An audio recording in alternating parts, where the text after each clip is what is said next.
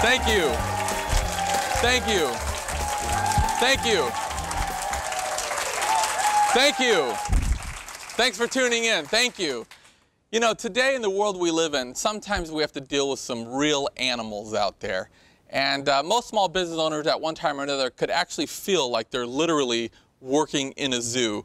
From time to time, we've all felt that way. Today on the episode, we're going to be talking with TV personality and zoo director, Miss Patti Hall's on the show.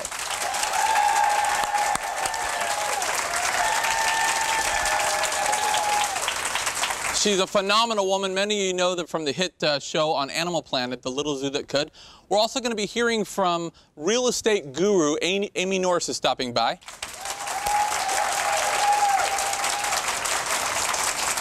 She's going to tell us the latest of what's going on in the real estate market. Don't go anywhere. We'll be right back. If you are an entrepreneur or just an animal lover, this is an episode you won't want to miss. You're going to prepare to be inspired. Don't go anywhere.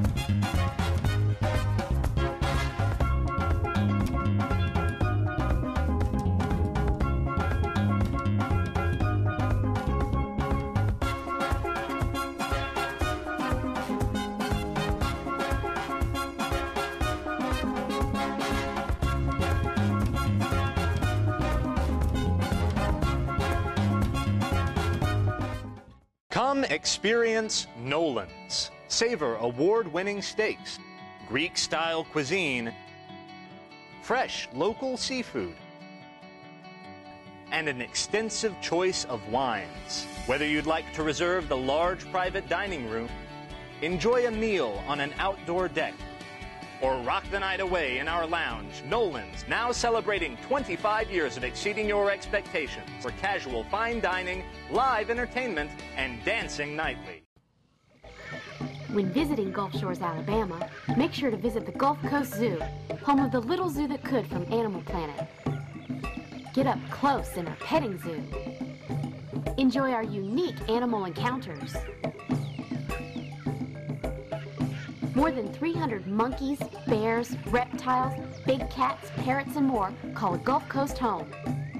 Come on, go wild at the Alabama Gulf Coast Zoo. Thank you. Thank you. I'm here with my lovely co-host, Miss Margot Bush. Margot, how the heck are you? I'm doing great, and I'm excited about the show today. I am jazzed. You know, we always go to the zoo, and you and Penny go to the zoo, and then I took my mom. 5-year-old son. Yeah, you got. Loves the zoo. Julian loves the zoo. It's funny. The last time I took him to the zoo, he was terrified of the chickens, but he went right for the anaconda. I mean, it's like kids. Yeah, and then I asked him. I think that I asked him to go in the lemurs, and he wouldn't go in the lemurs. Yeah, well, we have one possibly stopping by on the show. Yeah. So we'll see. But anyways, I'm really excited about the show tonight. Also, you know, as we know, the primary format of the show is entrepreneurial. We want to figure out and keep up with what's going on in the world of business. And a very dear friend of mine and real estate guru, Amy Norris, is here. Amy Jones is somebody else. Amy Norris, #1 in the state of Alabama and throughout the entire Florida Gulf Coast region. She's it. Final She's when the it comes girl. to real estate. And telling you, let's invite her out now, find out what's happening. Miss Amy Norris. Hi. How are you? Hi. Good to see you. You too. Amy, how are you? I am wonderful. Wonderful. How are you? You know, you hear so many people that run a business as you do, and you say, how you doing? Oh, I'm hanging in there. You know, I know we're in an economic downturn, and many people legitimately have had things change in their business. Different variables have changed in the business, and frankly, times are tough for a lot of people. But every time I talk to you, it's like, I'm wonderful. Tell us, you got any tips for buyers out there that are looking to find a piece of real estate? Absolutely, and it's really real estate 101, but for this show, we'll take it basic and then get more in depth, but basically... For my account anyway, so we appreciate that. Okay, the first thing that you want to do when you are a buyer is get pre-qualified. What that means is you call a mortgage person or a lender, a banker, and say, hey, I want to get a mortgage, and they run your credit, ask you how much you make. It takes literally 15 minutes. And then they can give you an idea of what your new mortgage payment would be. That would be very important Because when you go to look, let's say you could afford $300,000 or $500,000, but maybe you don't want to spend that. But when you call and look at property, make offers, you really want to have either cash proof of funds or pre-qualification letter, because you can't, it's kind of like the saying, don't fall in love if you can't get married. Yeah. Show me the money. The banks have instructed their foreclosure agents for short sales and foreclosures, do not accept offers without either a pre-qualification letter or proof of funds.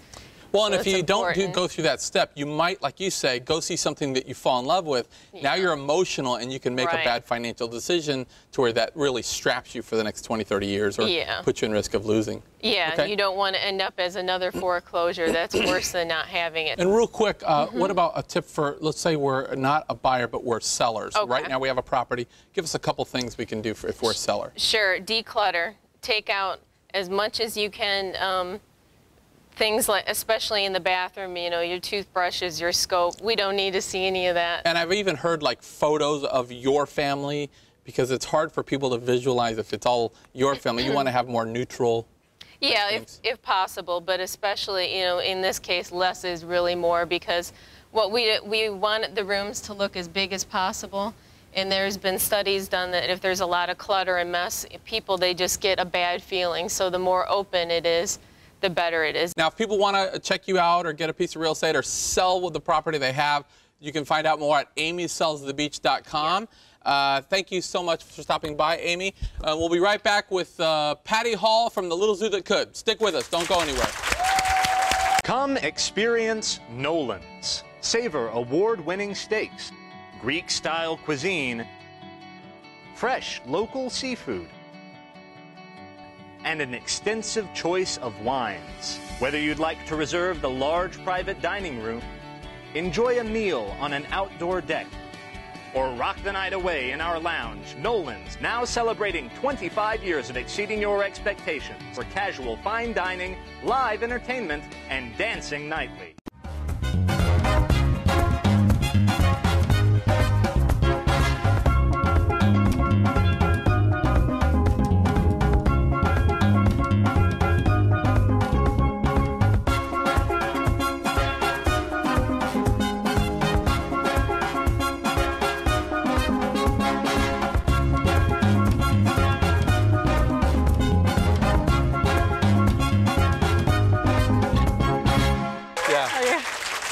Thank you.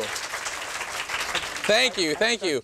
Our next guest is from the episode or the series The Little Zoo That Could on Animal Planet. Ladies and gentlemen, please welcome Miss Patti Hall. Yay!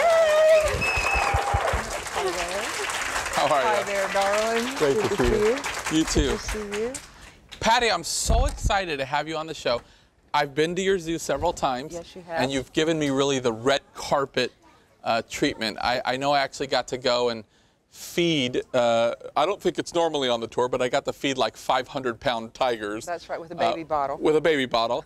And I mean, when you're standing up to like a 500-pound tiger, I could put my hands on his pads, and it was just, it's a once-in-a-lifetime experience. It really is. And I know that you also have animal encounters at the zoo now, which we'll talk about. Right. But first, I wanted you to give us just a little bit of history about yourself and getting to the zoo. I don't think you had any zoo experience. No, I didn't. I always had a passion for animals from the time I was a child.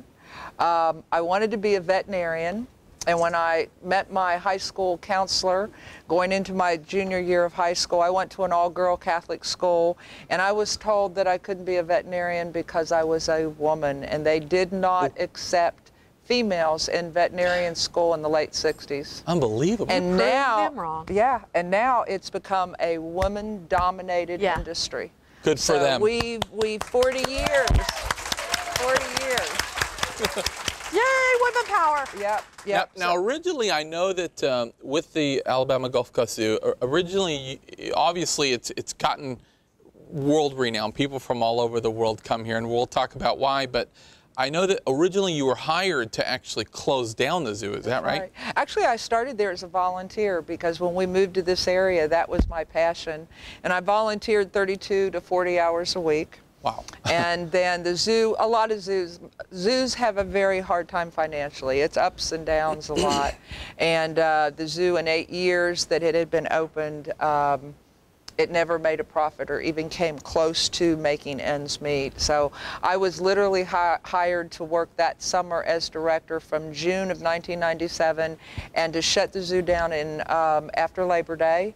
And I had until the end of Christmas to get rid of all the animals and shut the zoo down.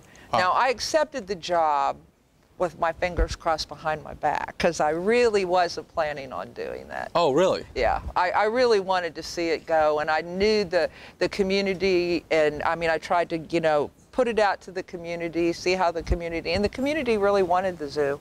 And that zoo wouldn't be here today if it wasn't for our community here that helped us during all the bad times. We're talking about the animals and everybody at the zoo because you have come to visit us. And so everyone at the zoo, including the animals, wanted me to give you a big hug. Oh. But I decided that we were going to give you the big squeeze. A bigger hug. Okay. And so we're going to give you a big squeeze. You're not wanting to get into TV now, are you? No, no, but you're going to put this around your neck. Okay, and this is a... This is a yellow anaconda. An anaconda, oh. You know, like here, That's really heavy. Hold your hands out and just hold it really heavy. Much heavier than it looks. And you only have half of him. And he's only 45, he's about 45, 50 pounds. Relax, relax. This is very awkward.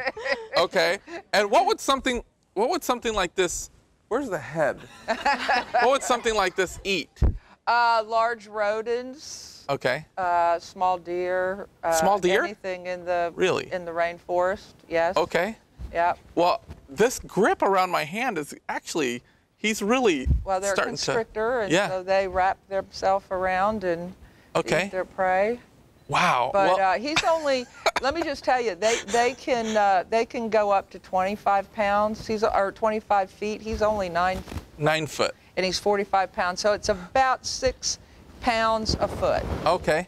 Well, I appreciate the squeeze from the zoo. Okay, there's your big squeeze from the zoo. I think I'm going to do the rest of the show like this. He's got a hold of my hand. So. Are we going on? Okay, there we go. Wow, right. You got to put that around Margot while we talk. No. But no. So you, wow. We just planned it for you.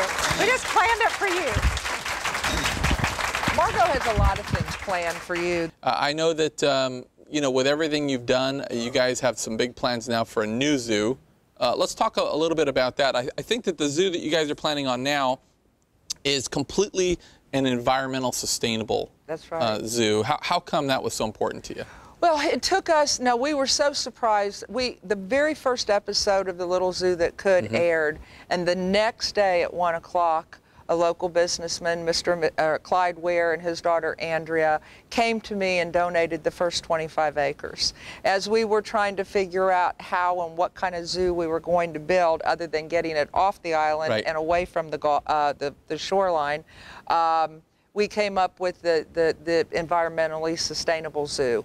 The problem is during hurricanes or any disaster, the city turns the power off, the city turns the lights off, and we have a whole community of 600 living things that need those amenities. Yeah, right. And our designer, Dennis Thomas, brilliant guy, thinks outside of the box. I call him Mr. Wizard. Yeah, kind of looks like that too with the hair.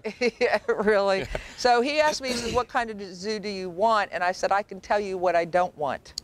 Yeah. And so we got together, and most of this was all his ideas and how to implement, and it just makes sense. We're going to be creating our own power. We're going to be reclaiming our own water, take care of our own refuge, and well, and that's a good point because there's so many celebrities out there that are going green and they're building a greenhouse or whatever, and they might have elements of truly green or sustainable energy, but you're talking using, generating your own water source and food. Right. I mean, it's just complete. Even paint is an issue to paint the zoo. So you're creating your own paints. And the nice thing, these environmental designs are going to be also viewed. They're part of the zoo. So people might go home and say, I could do that in my backyard. Or, oh, I see how that works. Now, I know we have some other animals that you're going to bring out. Yes. Is there an order to what you're bringing out, or no? But they purposely didn't give me notes to know what is coming out. I'm supposed to guess. Well, because we were the snake was supposed to be your big surprise. Well, that was a real surprise. Okay, let's bring this is a ringtail. This is a lemur, and it's a black and white. It's called a black and white rough lemur. Okay. And we're gonna give you some of those. Okay. And break it up, and he's gonna feed you. There you go. And these are the only place that you will find lemurs in the entire world is on the island of Madagascar. Okay. And there are actually 37 different varieties, let's say, of these lemurs. We have the red ruffs that are that rust-colored color, and then the ringtails, and they go all the way down to a lemur that's about this big, but it actually looks like a mouse. But there's 37 different varieties or species. So is this like, obviously I watch a lot of kids movies having a 5-year-old, but is this like King Julian? Yeah. Was he, so this is... Or Zavumafu. Oh, I see, okay. And technically, this falls into the category of... Well, actually, it's a prosimian. It's in the primate, but it's prosimian. Well, you can tell by the I guess you can call them hands, but I mean, it really looks like a primate. And you look, they do not have claws. They actually have fingernails. Fingernails, like yeah, it's really something. He favors you. He's not taking my last piece here. Oh, no, as long as you've got bananas in your hands, he's fine. I do need a paper towel. Okay. Wow. And so how big could something like this get? Is this about full grown? He was born in... he's about 10 months old. He's about 10 months old. Yeah, okay. He was born in May or June of last year. Oh, wow. They'll get a little heavier, but that's about as big as they're going to be. Well, and what I love about your zoo, I know you actually have an animal encounter full of lemurs where you can actually get in the cage and sit down, and they're all over you, and of course under supervision, but you actually let people get in the cage with them. Yep, you can actually come be able to touch them, and they climb on you. Yeah. It's a phenomenal thing. And of course you have several exposures. I know you can even lay out a blanket and roll around with baby tigers, and I mean, nobody else is doing that kind of stuff. That's right. He's really thirsty. He's been waiting in the green room, and we forgot about him. So no, we did this on purpose. We want to make sure that we don't have accidents. Oh, sure. Yeah, okay, I got you. Well, we appreciate that here. Let's see. I don't know if he's going to stay on me or not. Come over to see Margot.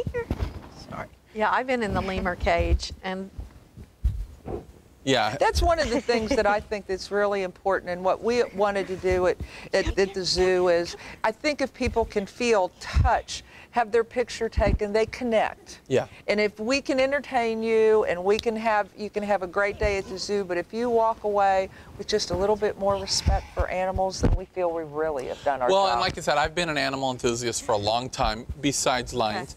And honestly, you can say that, but until you get on a blanket and roll around, and you remember when I came, there was a little baby tiger that was just pulling my hair in it, and I couldn't stop. I was like pushing the kids out of the way. Like, I mean, it's such a it's such a once in a lifetime opportunity to be able to do something like that. And now let's talk a little bit about funding. I know, creating a sustainable zoo. Which I've actually seen the model, and it's really a project that I think will be talked about nationally, because it's so cutting edge, and you and Dennis and the team have done such a great job. But what kind of funding are we talking about here? Because I know that it's an expensive project too. It is. To build the zoo with everything that I want is going to cost about $28 million. $28 million. Right. Okay. And we have about $2 million. Now, we first were given 25 acres. And then 2 years ago, Mr. Ware donated another 25 acres. So now we're up to 50 acres. 50 acres. Now, we've done all the land work. We've done $2 million worth of land work, and we're ready to go vertical. And now we're in our next phase, and we're trying to get $5 million, hopefully by the end of the first quarter, so we can start going vertical. The great thing about the way we're building the zoo, that once we get started, it'll be very quick. It's concrete and steel. It'll take 350-mile-an-hour winds. We're off the islands. We're at one of the highest elevations in Baldwin County. And so the only thing a hurricane can do to the zoo now is pull up all the landscaping. And after rebuilding a zoo, we can plant trees and bushes in 30 days. Wow. Yeah. So it's really going to So go it's quickly. really, the animals will be this, right now the animals are probably the most vulnerable on the island, and when that new zoo is built, they'll be the safest of anyone in Baldwin County. Wow. Well, and I know that, you know, great. for the philanthropists That's so out there that are watching, I know that we've talked about different avenues of funding that we're looking into together, but also Jim Fowler and others are very gracious to actually start holding some really cool events That's right. at the zoo for fundraisers to come out and have maybe a dinner or come out and have a very personal encounter with different animals to raise money and awareness for We're the zoo. putting that all together, and we hope by the first week of February we'll have our entire calendar for this 2013. Wow. We're still waiting for some commitments. Well, and what else do we have coming? I see that they're bringing something pretty scary Oh yes, looking this over. is pretty cool. This is called a bearded dragon, and they're from Australia. And this is the only, I get calls from mothers usually the month of December because their children want a snake for Christmas or a reptile. This is probably the only reptile that I recommend. As you can see, it is not scurrying all over the place. Yeah, you would think that. Let me feel. Now, see, and I want to show you. Yeah. Yeah, what I call this is like a living pin. Yeah. I can put him right here. all right, sir. He'll stay there. He's got spikes on his on his head. Yes, what that is he really doesn't have a lot of defense mechanism, but if he's backed in the corner, he blows up. And those little spikes, and so he looks bigger than what he is, and he looks like he has a beard. Wow, And that's that's a really why nice it's called accessory. the bearded dragon. That's why they're great. They don't scurry. Yeah, they don't go crazy. They don't. You know, mom doesn't have to. Where you can see them, they're pretty lazy and laid Does this back. one have a name? I forget. This isn't Saki. This is Screecher. Screecher. Okay. That's right. Say no more, please. No screeching. I was going to say killer. No, just kidding. And something like this would eat what? Berries or worms? Actually, they eat mealworms, vegetation, cricket. Oh, okay. Yeah. All right. Well. Okay. Screecher. And we got it where he I'm didn't mess up your kinda- suit, and I didn't have a. See, there you go. Isn't that cute? All right. And what do we have I any? think that's- Bring on the big stuff. Do we got anything that's? You got a bear back there or anything? Actually, that looks really nice on you. I had boots that looked similar, but I don't think they were real. Yeah, They weren't real for all the PETA people watching. They were fake. there you go. This Yeah. is Caesar, Caesar. and he's been so good that we still use him for our education. And he kind of looked like he was almost in the leopard family, but I guess But that's actually, not right. he looks like he's in the cheetah Or family. cheetah. People think that this is a smaller version of the cheetah, and actually the cheetahs came from the servals. Is that right? Yeah. Okay. And he's a big old spoiled rotten baby. Sam. Why? I know a Now, what you wild could do- cat, here, what domestic you size, can do, do a lot of I'm gonna have damage. Sam So this sit thing. down here, but Whoa, let's- Daddy. but here. I think he's going to want to eat first, right? Okay. Well, let him do whatever he wants to He do. won't eat this. He won't eat this, will he? No. Here, hold the bottle. Thank Okay. you. You know how to feed. Well, he's got some real claws. And this again is a Serval. African serval. Uh-huh. And he actually was born at the zoo. He had a sister named Cleopatra, and she's up in Pigeon Forge, Tennessee at Rainbow Adventure. Uh-huh. And so something like this is I presume full grown. Yeah, it's about full grown. Okay. And I know, like I was saying, a domestic wild or a wild cat that's just, you know, domestic size can do some really tear you up. So something like this, what kind of prey could they actually take down? Well, they go after mice and especially birds. Birds are their big thing. So what they're jumpers. What they do is they're in the grasslands and the savannas of Africa, and they go in the high grasses, and they literally can jump 6 feet to 10 feet in the air and catch a bird in mid-flight. Wow. So birds are really on the top of their diet. Thank goodness we got the other bird out of here. I get it. But poor guy. and there are you know, people say, well, they're small enough that they make good house pets, and the only thing I can say is any animal that you have to feed raw meat to does not make a good house pet.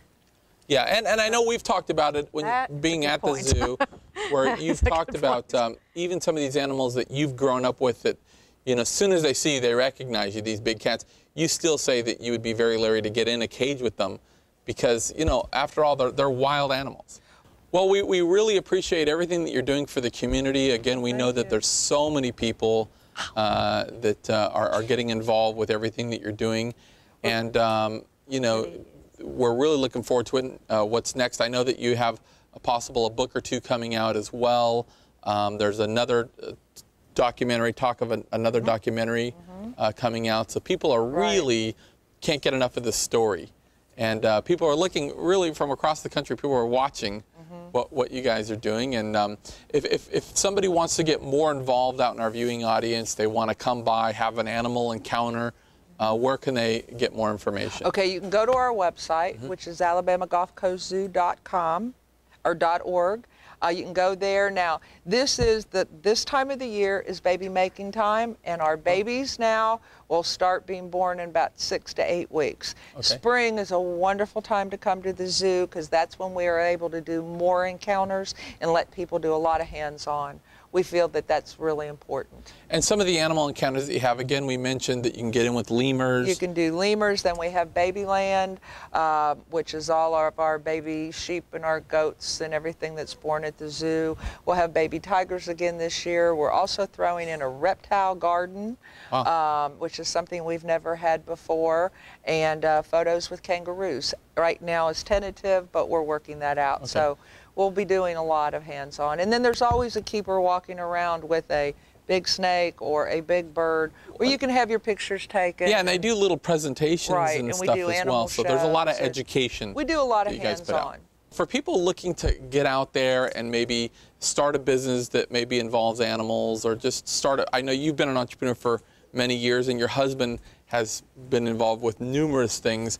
Any advice to the viewers out there starting up a new company or maybe looking to get involved with animals in any way? I think success has got to be in your heart. Yeah. You've got to want it really, really bad, that you're willing to give up just about anything to do it. That's how it was with the zoo. These animals, you know, how do I want to say it? They give you a lot of courage. Yeah. And if it's not us, then who's going to take care of them? And I think that can be applied. You have to really love what you're going to start. We love having you on, and please come back. Bring Jim. We would love to see some more animals. And that's our show, ladies and gentlemen. Don't forget to get involved in your local community and be forgiving of others. Good night, everybody.